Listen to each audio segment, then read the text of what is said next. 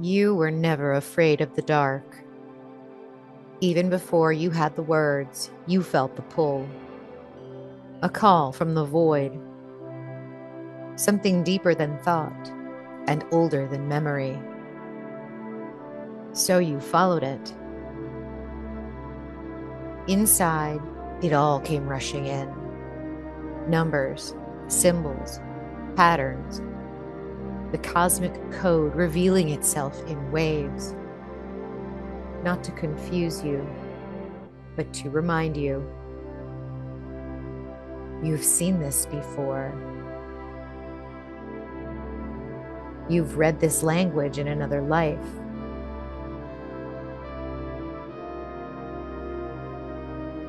Your mind began to understand. But it was your heart that truly remembered. This is what decoding really is. Reuniting the thinking and the feeling, the logic and the soul. This is how you wake up. And when you do, you are not the same. You carry light codes now. You move differently. You speak in frequencies because you remember who you are. You decode to find your way home and to help others do the same. This is why we decode.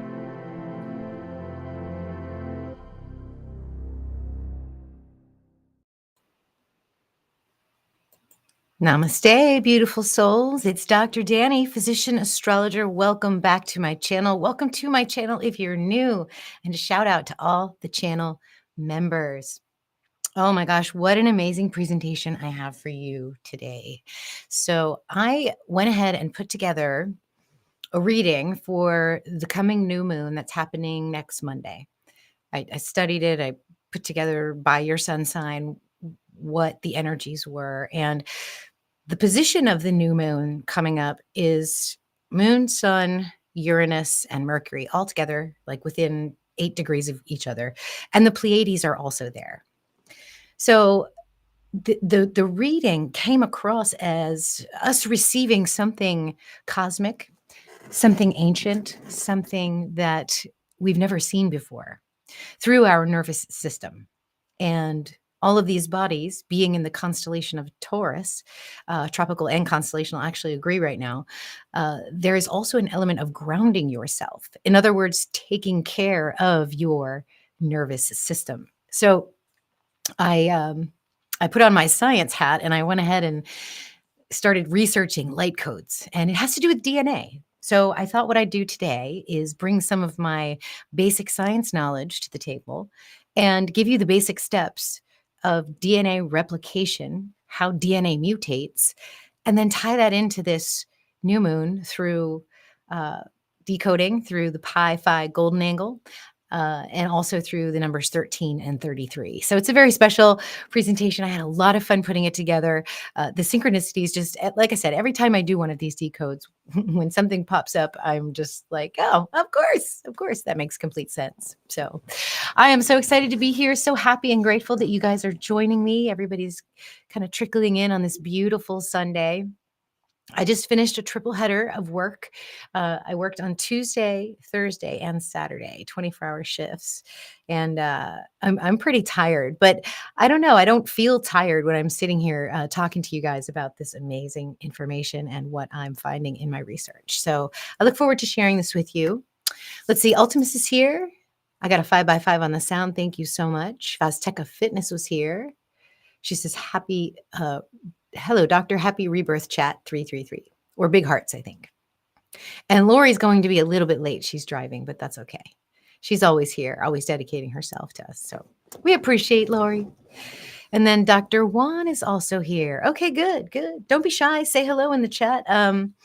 Hopefully those of you that are number files and like decoding and like to find the synchronicities and to just kind of pick apart reality to see how it's connected are really going to enjoy this presentation. I worked on that yesterday, and then I also worked on my presentation for this coming Saturday's yoga presentation. I'm going to be presenting to a yoga class at one of our local studios here in Corpus Christi. It's basically the 13th sign and the stars within you is the title of the talk. So within a day, maybe later today, those of you that are channel members are invited to join us on a Zoom call for that presentation. Those of you that are in Stellar Foundations are also invited. So if you have not joined the channel and you want to, this is another perk you get. You get invited to this live event and to be in the circle of our teaching. So you all will be invited. So make sure that you look at the posts from this channel if you are a channel member, because they will be directed for you. And then also Stellar Foundations, just check your email. So let's see. Oh, we have Desiree here. Hello, Desiree. Welcome, welcome. Let's see. Dr. Juan says we do have a 138 in our mRNA. So within, we all have a phoenix. I love that. I love that. Yeah, that I just scratched the surface in this presentation. There is an opportunity to actually look at the very fine structure of DNA and its covalent bonds and how those react with certain environments and discuss epigenetics. There's definitely room for that. And I thought about it, but I didn't want to overwhelm everybody with, the science part of it. So we're going to use astrology. I'll briefly cover the new moon here. For those of you that are channel members, you have the full moon astrology only by sun sign. It's in the membership videos. So that is there. Don't worry. If you're not a member, you will get that reading, but it won't come out till Friday, I think. So hopefully you guys can enjoy all that. All right. Let's see if there's anything else I want to think. Oh, yeah, you guys. Don't forget, get the book, The 13th Sign and the Astrology They Don't Want You to See. We're doing pretty good on Amazon. So leave some reviews, guys. If you've already read the book, I'd really appreciate a nice review. That helps the Amazon algorithm as well. It's all about algorithms these days, unfortunately. So, okay, my friends, let's get into it. I have a friend arriving from out of town shortly. So I don't know how long this presentation will be, but we'll get it done here and give it some justice.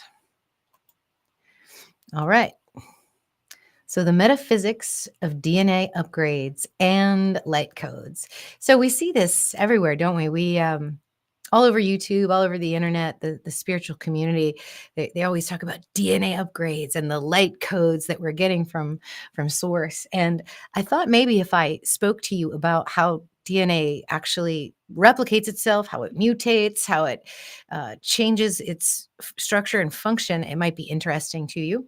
And then also propose a mechanism for how these a science mechanism for how these actual phenomena happen for us, because you do feel it, right? Every time we have a solar flare or we have a strange aspect to Uranus, there's a jolt to our nervous system. There's a jolt to our energy field. And epigenetics is way more important than what's actually coded in the DNA, because your epigenetics decides what gets unwound.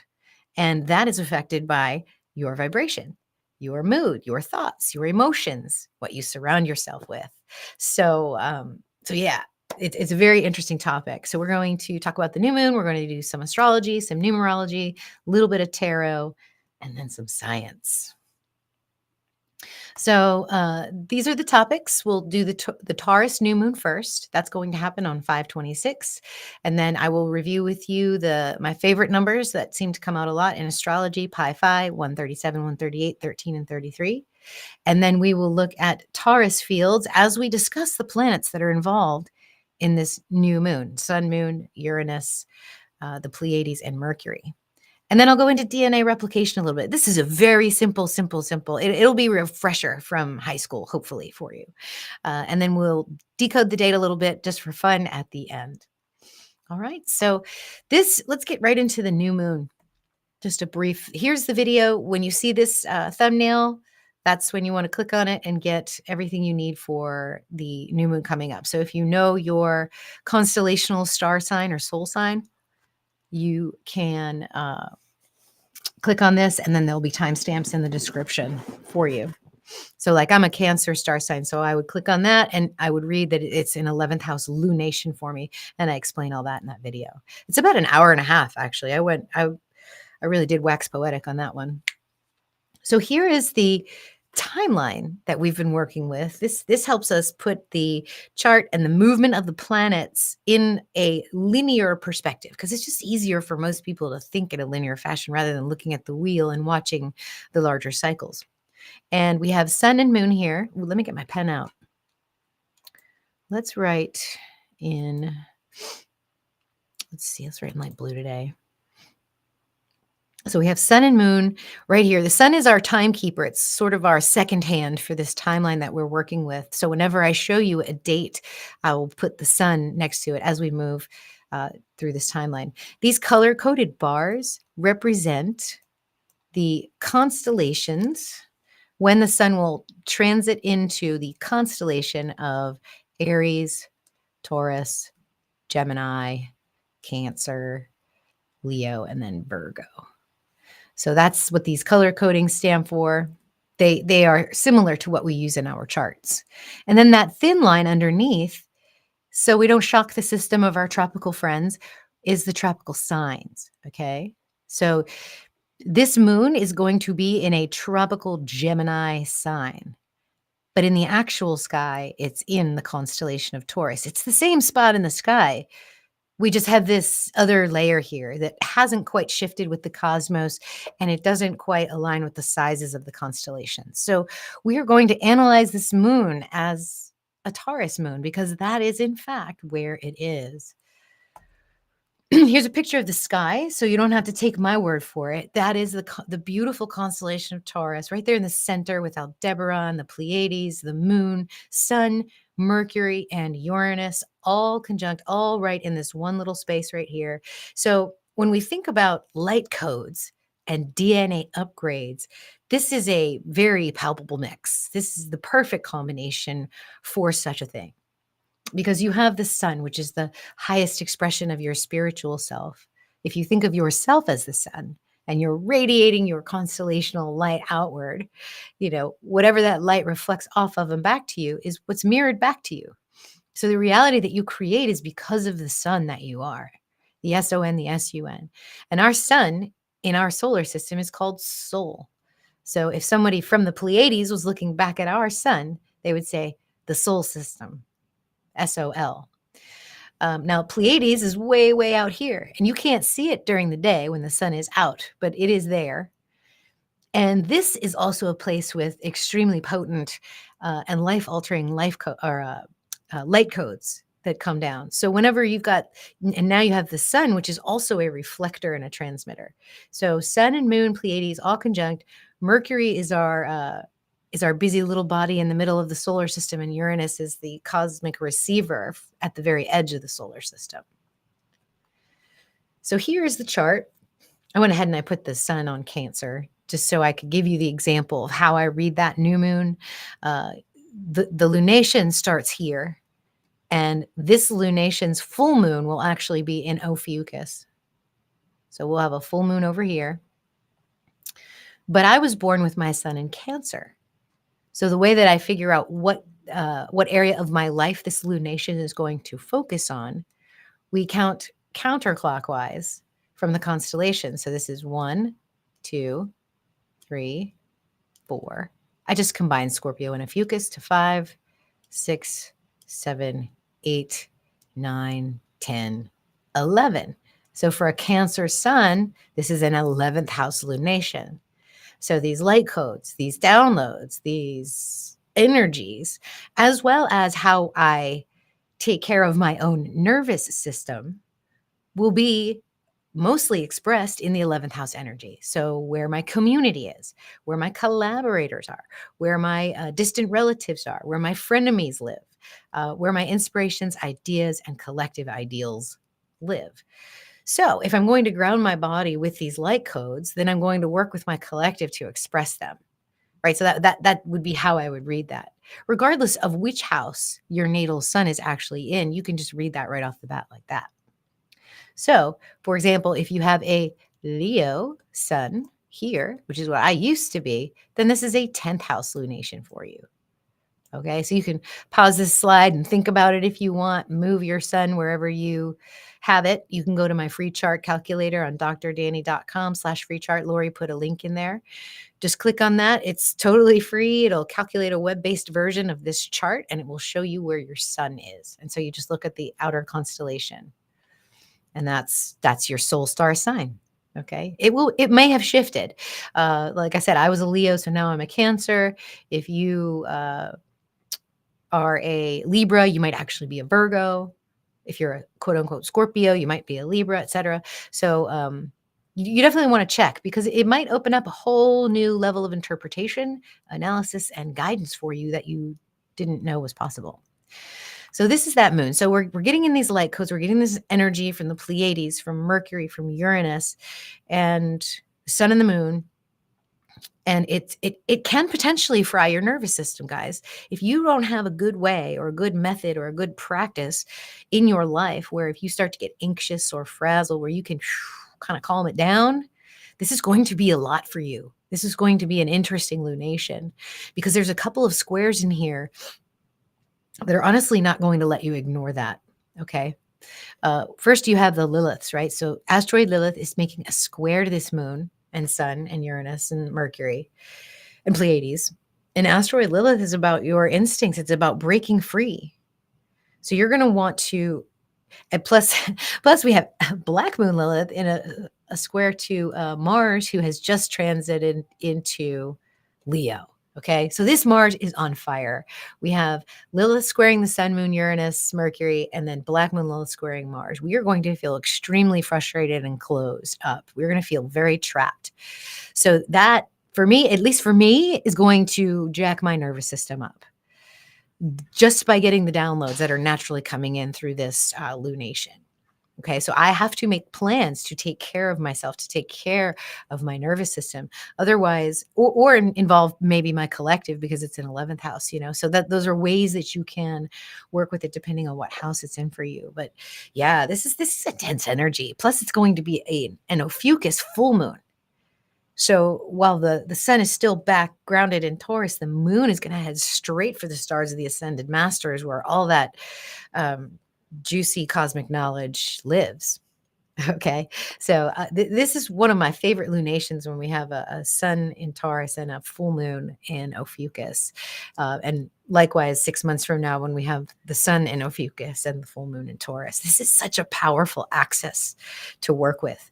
Just like when the sun and moon align with the lunar nodes and we get eclipses, this is probably 1,000 times more powerful because this is our galactic ecliptic right here. This is where the Milky Way swirls through our ecliptic, coiling like a snake. Okay, this is the silver gate over here. And this is the golden gate over here. These are powerful portals. These are like the nodes of the galaxy. So when you have two circles together and one is tilted at an angle with respect to the other, where those two circles cross are called nodes. And that's what the moon does with the solar system's ecliptics at the lunar nodes. And that's what the solar system ecliptic does with respect to the galactic plane. Okay, so we're experiencing a lunation right on that node, and it's really, really powerful. So I would say that what you might experience in your mind, because our mind's going to be very, very, very activated during this lunation, is thoughts that are completely foreign to you.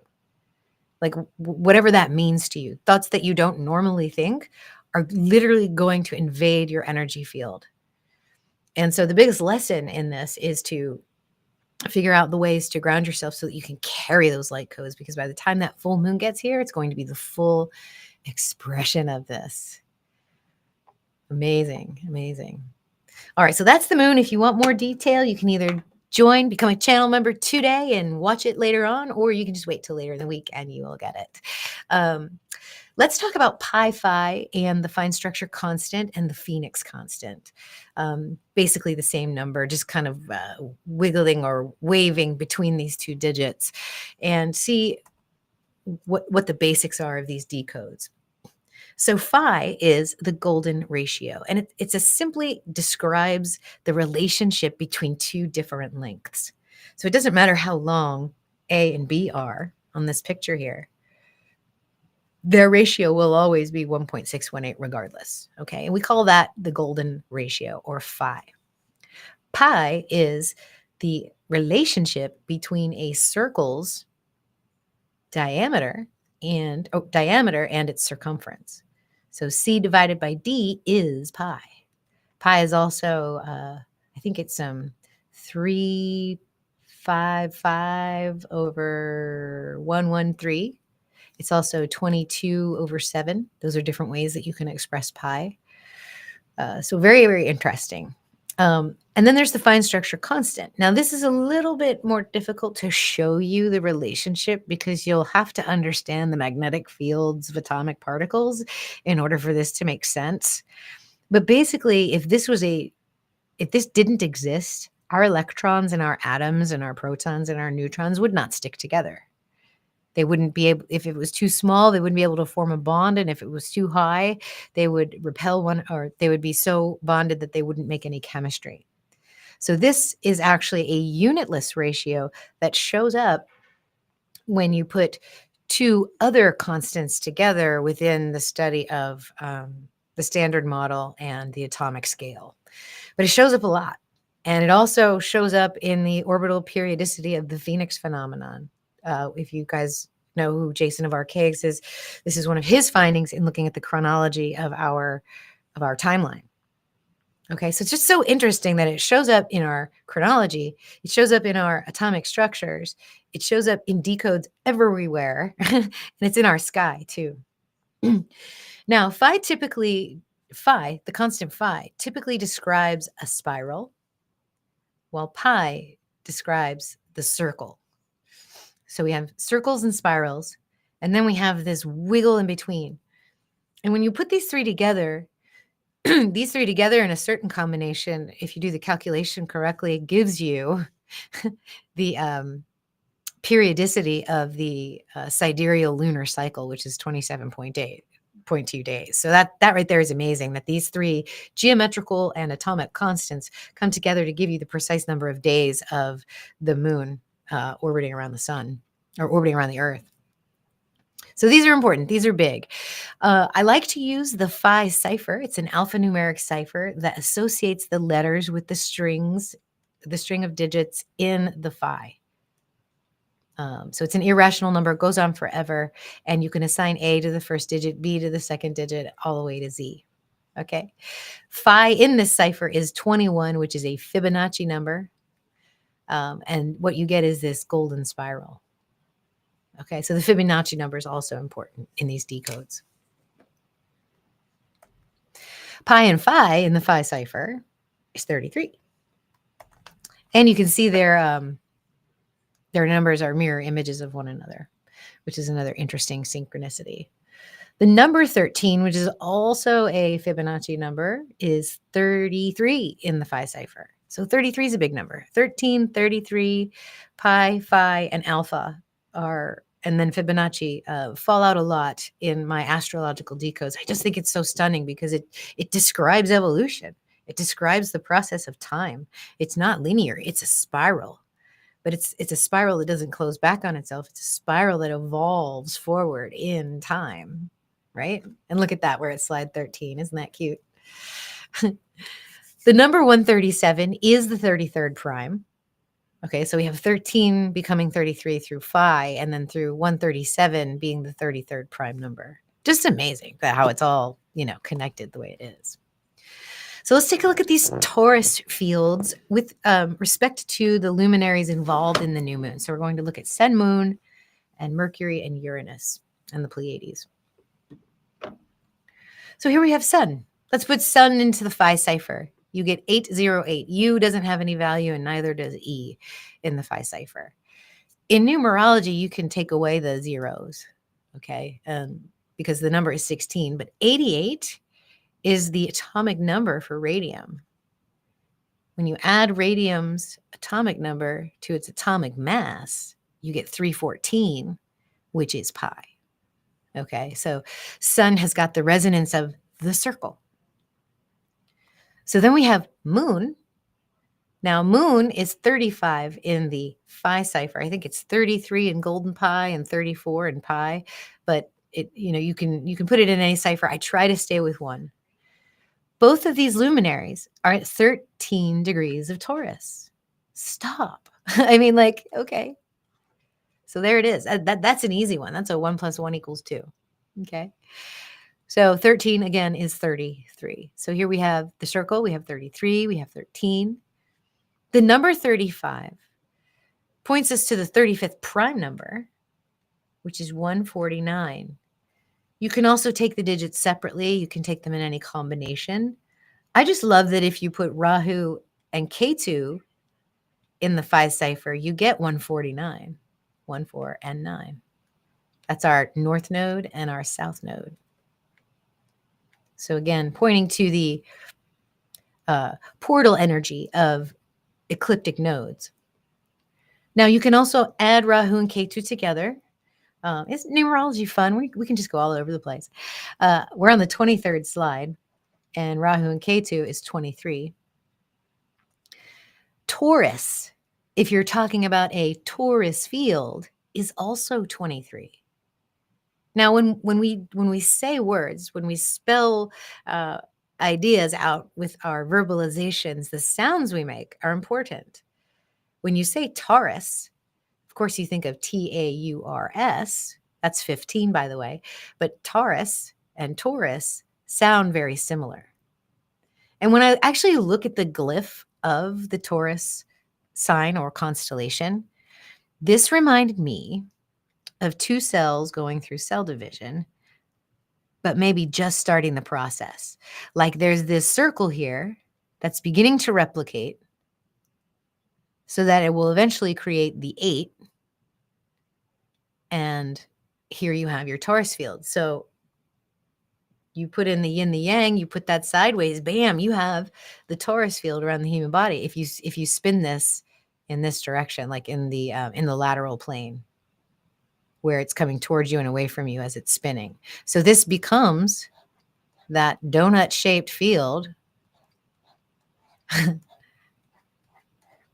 just by connecting the words and the sounds that are coming from our face. So amazing. Field is also 23. So we have the Taurus field, 23, Rahu, Ketu, moon and sun, all connected through these constants. The number 83, guys, is the 23rd prime. So what? Who cares about the number 83? Well, check this out. This is what completely blew me away. So I go to the periodic table and I'm checking out which element is the 83rd element. And it is bismuth, which is a white powder, and that's fine. But do you see the picture that the Royal Chemistry Society synchronistically has for bismuth? It's the number 8. And then in the background, you got these little flasks, but they look like the 2 sides of the yin and the yang. I'm not making this up. I didn't ask them to draw an 8 on there. They just did that. And the numbers are connected through the atomic element. It's amazing. All right, let's look at Mercury and Uranus. We understand the sun and the moon pretty well, but let me I think, did I put my little deal in here? I did not. I'm going to draw it here. So when you think about our solar system, we're going to zoom out for a second. We're going to like jump off of Earth, and instead of going out away from the sun, we're going to go up. We're going to go straight up, and we're going to look down. And this is what we see. We see the sun here in the middle. Beautiful sun. And then we've got Mercury. Now, Mercury is going to be over here. Mercury's direct, which means it's on the opposite side of the sun. And Mercury orbits like this every 88 days.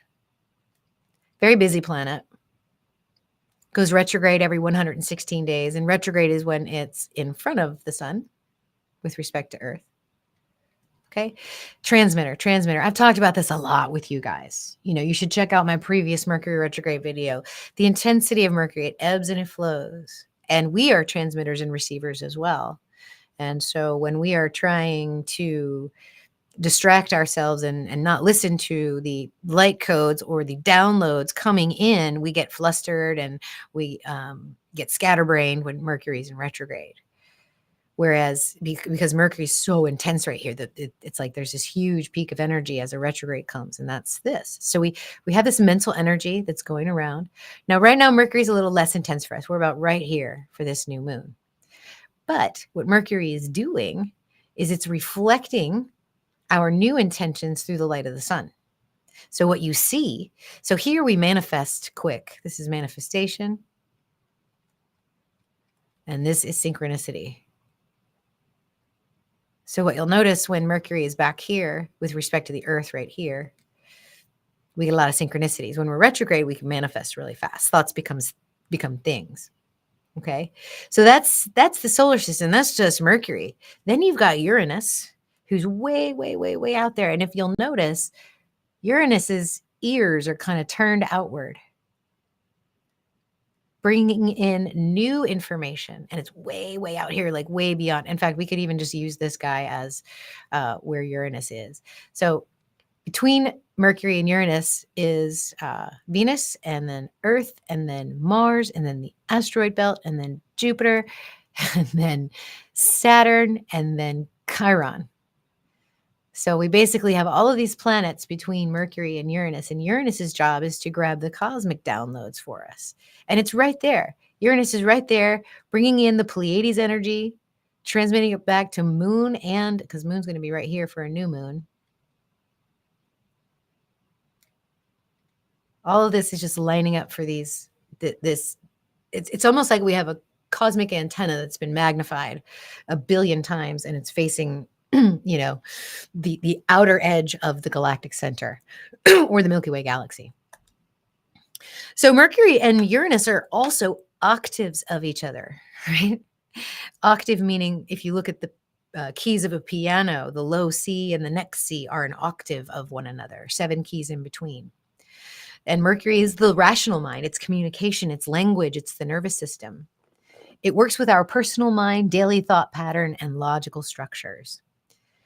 Transmits information through learned systems like speech, writing, math, and short-range electrical signals in the body. So your neurotransmitters, your synapses, the quick biochemical chatting between nerve cells. This is what Mercury rules over. While Uranus, the higher octave, the higher C, is cosmic intelligence. It's sudden insight. It's awakening of the quantum mind. And it works on transpersonal, galactic energy, flashes of knowing, and downloads. It delivers information not just through language and through mind, but through frequency, through something we can't even verbalize, through shock, through intuition, and encoded pattern recognition. And then in the body, Uranus resonates more with our electromagnetic field and our central nervous system, especially in the spine and the Kundalini activation. So operating on the bioelectrical field, it influences DNA mutation and the body's receptivity to higher frequencies. Okay, here's where it connects. This octave energy. There's your octave right there. Octave, guys, is 17. When you put that in the phi cipher, OCTAVE, you get 17. DNA is also 17. So we're bringing in DNA now. 17 in the tarot deck is the star card. And I hope you notice the 7 stars on the periphery of this greater star, giving you a total of 8 stars. Not to mention that 1 plus 7 equals 8. So do you see how it's all coming together? Do you see how, like, if you have the eyes to see and you're searching for this, you're going to get confirmations. It's almost as if you just shine your light on it and they're there, like, hello, here we go. We're getting these downloads. The Pleiades is 33 when you put it in the phi cipher. How are you guys doing? Are you following me so far? If you're getting it, just give me a thumbs up. If you're quiet, I'll get that you understand. Now, DNA upgrades is 45. Let's just bring that into the next slide and look at DNA. Okay, DNA replication. I'm going to show you the basically 3 steps. So DNA upgrades is 45. 45 is the 21st decimal digit of the golden phi number. So if you study all the digits in the string of phi, the 1.618, et cetera, et cetera, et cetera, There is a search engine called Subidium where you can type in the number you're looking for, and it will tell you precisely where it is. So 45 is the 21st digit. That's what Uranus spells in the Phi cipher. That is also evolve. The word evolve is 21. So you can tie in evolving through DNA upgrades by using Phi. To me, that's just amazing. Like, okay, there's my message right there. Phi is also 21. And then Fibonacci, which creates the golden Phi ratio, is also 45. Oh, and that was the 45th slide right there. I didn't plan this either. It just so happened to. All right. Now let's look at this interesting relationship. So the word helix. So we have a double helix. We have two helices. And helix is simply the word for spiral. But for some reason, instead of calling it a double spiral, it was named double helix. Okay, follow me here. So here we are getting these cracks of download inspiration light codes coming from Uranus, straight from the Pleiades, reflected by our moon, absorbed by our sun, trembling the very earth we stand on, while we have the sun at the peak of solar cycle 25. Literally just blowing us up, blasting us with plasma and ion storms. And this is Helios. Now, helicase is the enzyme that the DNA attracts to it, that relaxes it, in other words, uncoils it, and then starts to separate it into single strands. Check this out. So Helios is the solar source right here. Helium is what the sun makes by hot fusion of hydrogen atoms. So that extreme pressure within the sun, you could do fusion, and that creates an enormous amount of energy, which is why the sun can burn and burn and burn and burn and burn. And then helix. So helium is the elemental light, and helix is the form that holds the light. We didn't call it spiral. We called it helix, you guys. And helicase is the force that unwinds the code so that it can be rewritten. This is metaphysics right here. This is metaphysics 101. This is how light codes come in and alter and upgrade our DNA. So here's what it looks like, just sort of as a cartoon. I forgot the website I stole this from, but I'm sure they won't mind since it's for educational purposes. But let's say these light codes come in. They begin breaking the hydrogen bonds around your DNA, which attracts the helicase to attach to your DNA strands right here and here. It flattens it out, uncoils it, and then unzips your DNA. So there's another strand hanging out down here. We're just going to focus on this strand right here. So here's your light codes, your upgrades, your downloads from source coming in this way, attracting the helicase to open up the DNA to be receptive to new transmissions. Okay, so the next step is the DNA polymerase. Now, I broke down the word polymerase because, again, when we say these words, they have meaning within them, don't they? And it's just so interesting when you do that. So polymerase. Okay, so poly, it's from the Greek word polis, meaning many, right? So multiplicity, variation, abundance. If we look at poly through an esoteric lens, polymerase is the creation through many parts, many choices, many paths. Poly speaks to the divine multiplicity, the countless possibilities encoded in each single spiral of DNA. Think of it as a quantum field of templates. So in other words, the polymerase knows what to do with every single possible sequence of DNA. Now, mer, which is the polymer, comes from the Greek meros, meaning part or segment. So the scientific meaning means, in chemistry, refers to a repeating unit in a polymer, so a long chain molecule made of repeating parts. Metaphysically speaking, this is the building block of reality. It's the fractal segment. It's the syllable of the sacred sentence. So DNA is a polymer, but so is consciousness, right? You have all these possibilities floating out there because polymerase attracts the new base pairs to the area. There's always base pairs floating around within the cytoplasm of the cell, which is where this replication takes place. And the polymerase, based on what it is reading on the strand that's already present, attracts the necessary nucleotides to it, bonds with it, and connects it in the proper fashion. And there's a certain sequence that it has to do. Okay, so then the ace. So this is the last part. So we have poly, mer, and then ace. So it's a biochemical suffix used to denote enzymes. So these are the catalysts in biological processes, meaning they are the agent of transformation. They are the ones that make it happen. The helicase is another use of this ace. And so it's the sun unwinding. It's the codes unwinding. And now we are taking from many and creating one. So this is the sacred agent that assembles the parts of the one from the many. So like it doesn't just copy, it composes. It reads the template and then matches it strand by strand. You could even say intention by intention. And so polymerase, you could even say, is the mind of God within the body. I don't know if I'd go that far, but maybe, right? Because it's doing that work. It's pulling everything together. It's very Virgo energy. Organizing light into matter with perfect vibrational agreement. It is Mercury in service to the galactic mind. It is divine intelligence. So this is like the divine catalyst that does it. Here are the base pairs that need to be floating in the cytoplasm in order to be used by the polymerase.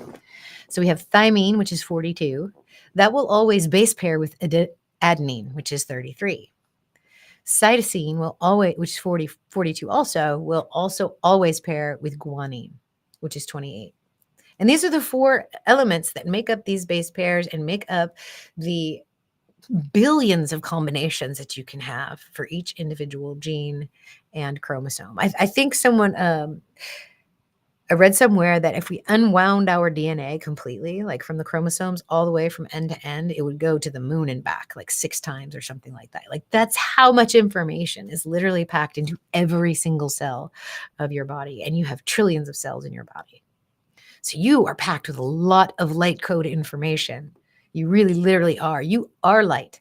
And that's how it's packed in there through that quantum packing of DNA. Now, if you add these numbers together, you get 61, which is the element promethium. So this is speaking back to the mythological character of Prometheus. Prometheus gave fire to man. And because he did that, the gods were very angry at him and slated him to have his guts pecked out by angry carrion for eternity, because that's how powerful we are because of the knowledge of fire, the knowledge of light. I'm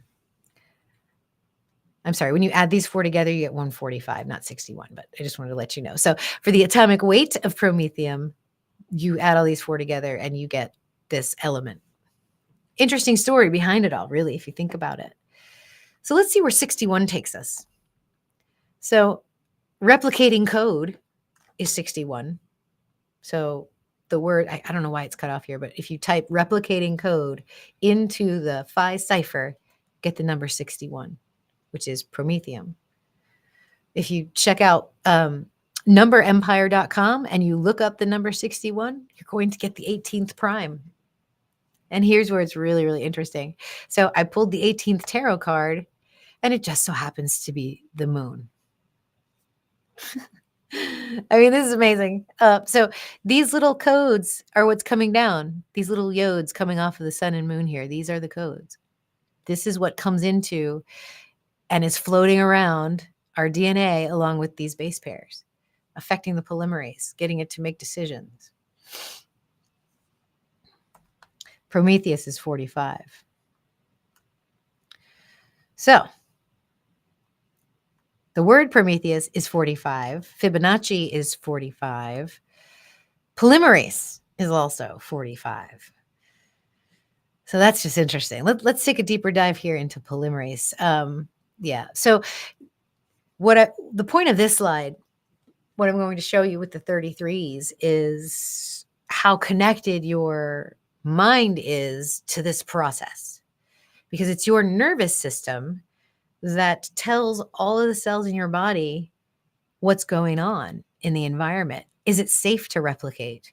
Is it cool to do it this way? Here's some new information you might want to try. Here's something we have to run away from. All right. And all of those chemical reactions affect how your DNA is coiled up and the proteins that protect them or expose them. So if your nervous system is overloaded, your whole body's going to be in sort of a jittery flight or fight state. And this process isn't going to go very well. You're going to integrate these codes incorrectly. Here we are, slide 61, promethium. So nervous system is also 33. 33 and 33. And mind is 33.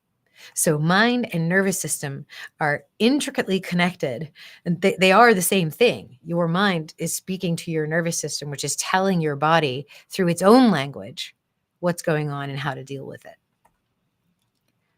So let's talk about how these light codes change our DNA. What is it that it's doing? How is it actually upgrading? And this is where that polymerase comes into play.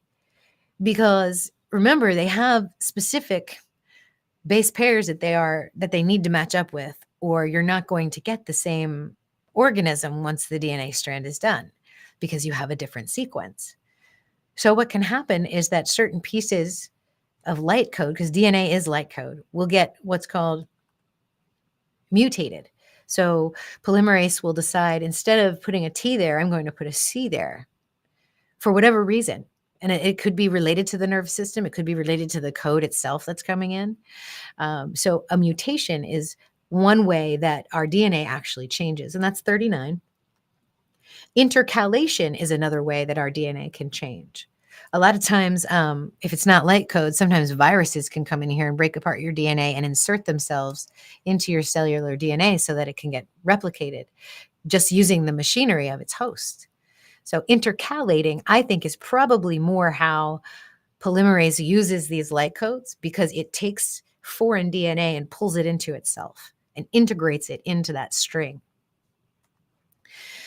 And wouldn't you know it, vibration and resonance match up with these two concepts for how our DNA changes and how it upgrades, right? So if you're overloaded in your nervous system and you're vibrating in that anxious energy and you're losing your mind, you're literally not intercalating the light codes correctly. So what is your vibration?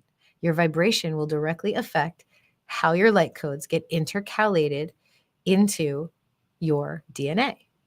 Your resonance will affect how these point mutations occur, how polymerase decides, yeah, I want this one here instead of this one. Okay, so I hope that makes sense. This is literally like the best scientific mechanism I could come up with for how light codes actually work.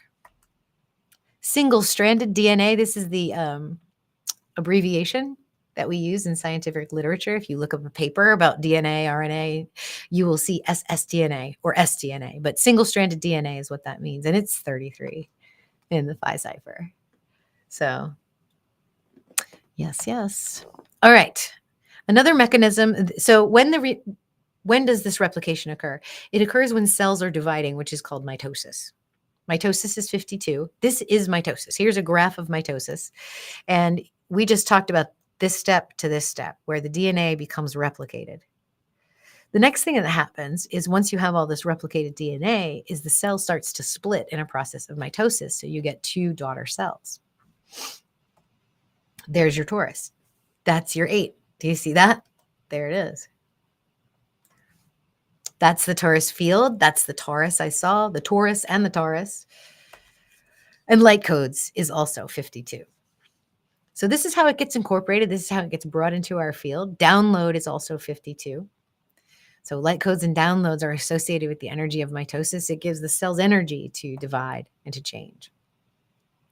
So I'm almost done. I'm going to do the date 5/26 of 25. Just to leave on a lighter note, hopefully that message resonated with you guys about how to kind of take care of your nervous system. Let's have a little bit of fun with the date. So 526 of 2025, you can, any cipher you put it into as a number will always be a number. So I've been using five. You could put that in Chaldean, Pythagorean, Gematria. It would still be 76 in that format. And just right off the bat, 7 plus 6, if you reduce it, is 13. So I like that.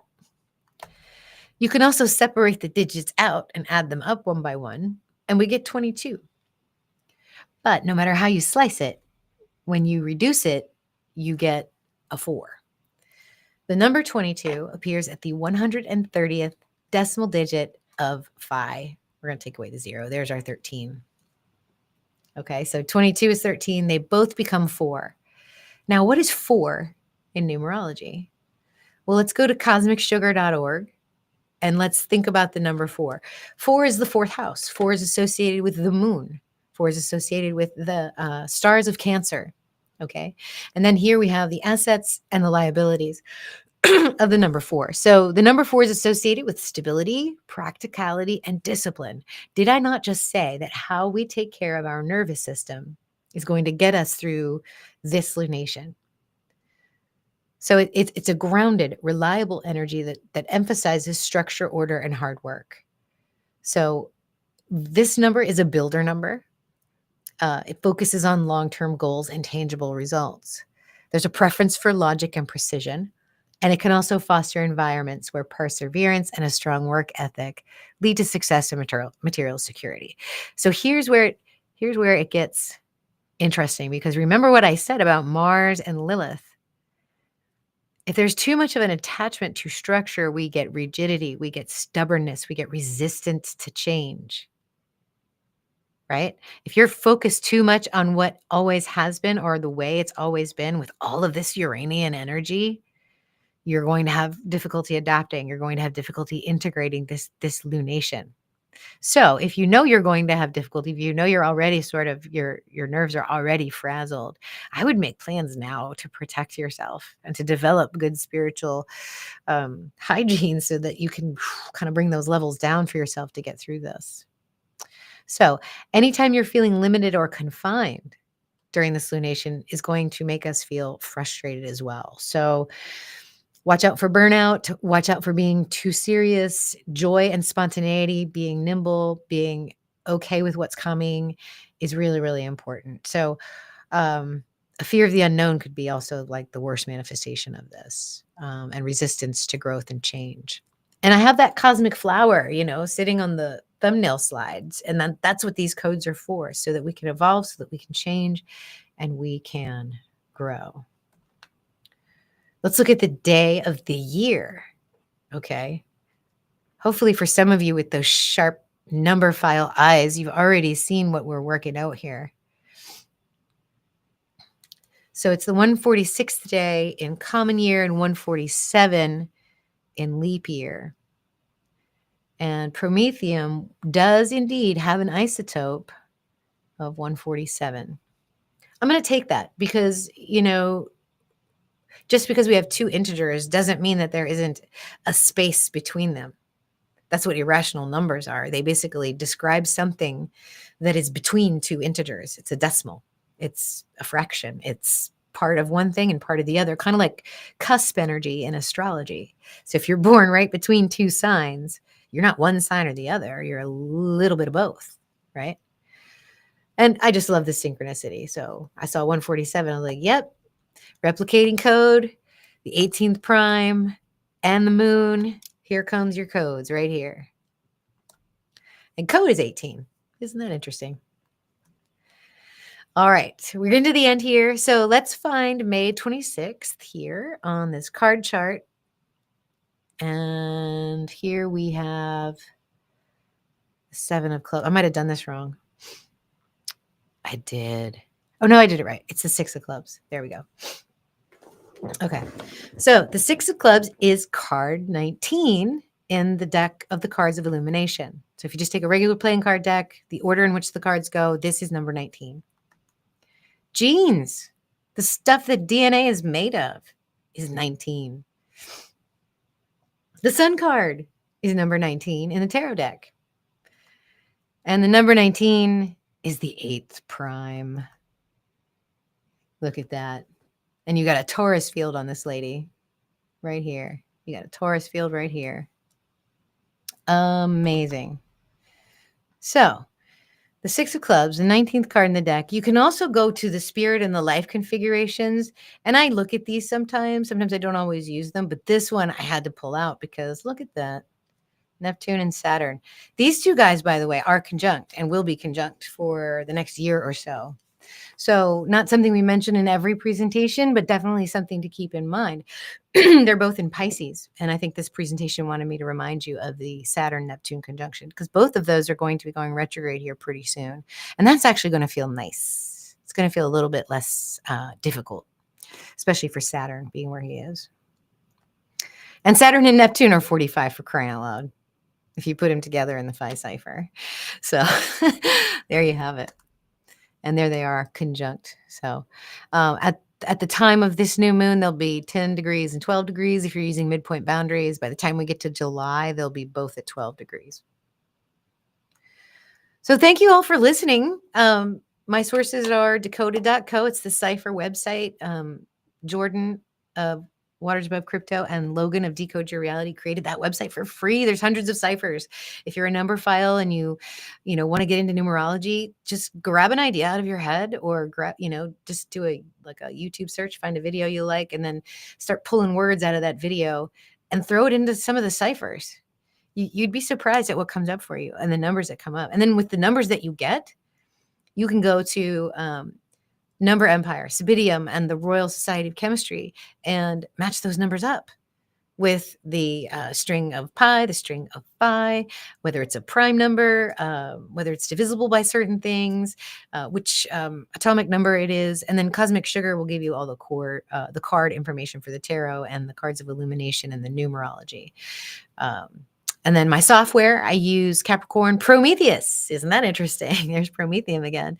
And then, of course, as always, the biggest source is Source for the inspiration and the desire to bring this information to you guys. So how was that, y'all? Did you enjoy that? That went a little better than I thought, at least from a flow of idea perspective. Good. Let's see. All right. Desiree is giving some wonderful advice on how to ground yourself through this intense energy. Oh, because Lady Spellbreaker, your niece's birthday is the 26th. Okay, good. So her son will be a new moon.